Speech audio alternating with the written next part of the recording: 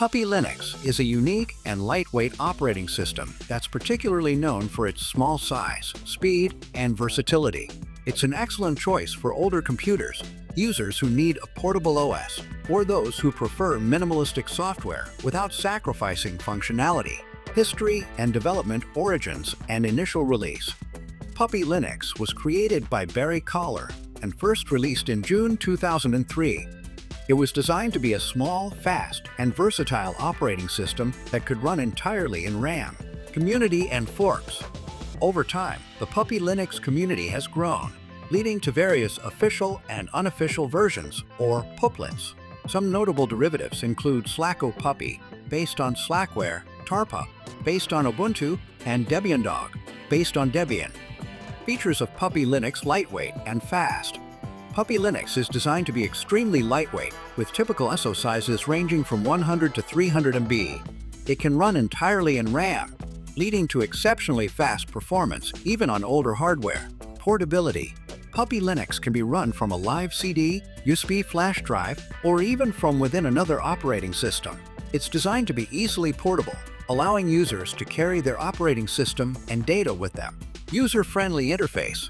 The default desktop environment is GWM, Joe's Window Manager, or OpenBox, providing a simple yet functional user experience. Puppy Linux includes a suite of pre-installed applications that cover most basic needs, such as web browsing, word processing, and media playback.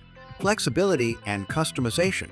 Users can easily customize Puppy Linux by adding or removing applications using pet packages, Puppy's native package format, or SFS squash files.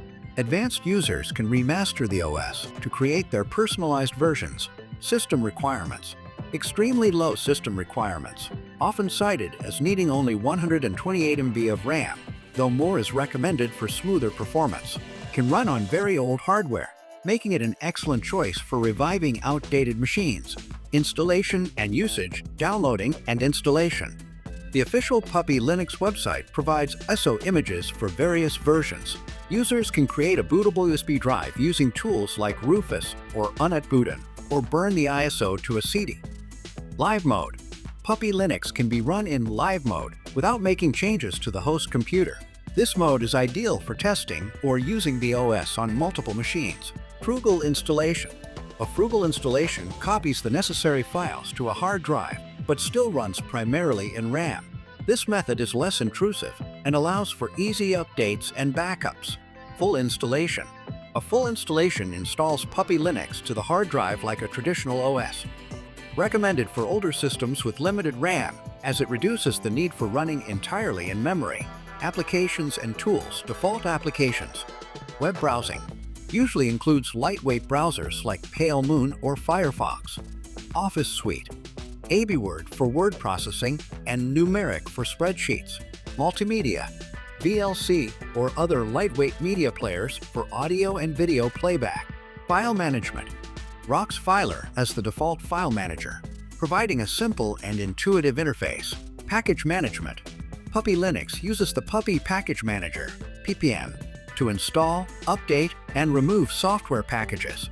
Users can also compile software from source or use SFS files for large applications. Advanced features. Persistence. Changes made in live mode can be saved to a save file or save folder on a storage device.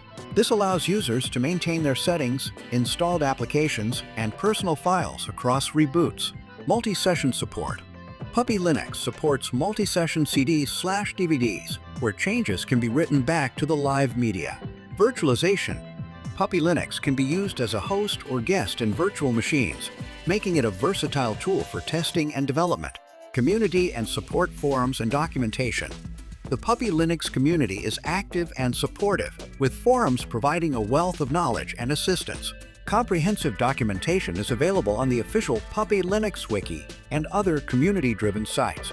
Development and contributions. The open-source nature of Puppy Linux allows anyone to contribute to its development.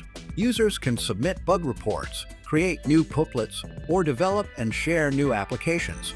Conclusion: Puppy Linux is a powerful, lightweight, and flexible operating system, suitable for a wide range of users. from those needing to revive old hardware to those seeking a portable OS for everyday use. Its small footprint, speed, and ease of use make it an excellent choice for anyone looking to explore the world of Linux. With its vibrant community and extensive customization options, Puppy Linux continues to be a beloved and enduring part of the Linux ecosystem. First, you go to SourceForge website and search for DPUP, and download DPUP ISO from there. I have already downloaded the operating system and uploaded it to my virtual server so that it takes less time to make this video. As you can see here, I uploaded it to my virtual server a long time ago. Now, I will create a virtual system through my virtual server where I will try to run this operating system. So, let's create the virtual system. I am using a virtualization platform called Proxmox for this task. First, we will go to the option to create a machine using the Create Virtual Machine button from the top. A dialog box will appear. From there, we will name the virtual machine. Next, we will locate the downloaded ISO file here. You don't need to do anything in the next option. You will be asked how much hard disk space you want to allocate for this operating system. Without making any changes in the CPU option, proceed to the next option, which is RAM. I recommend using the full RAM because this operating system will run entirely in RAM. You can see that our operating system has been booted. Now we will see what the operating system is like. Up to this point, you have seen that we have successfully booted our operating system and it is running smoothly. I hope you've gained an understanding from this video on how to download and run it. If you enjoyed our video, be sure to hit the subscribe button and have a good day.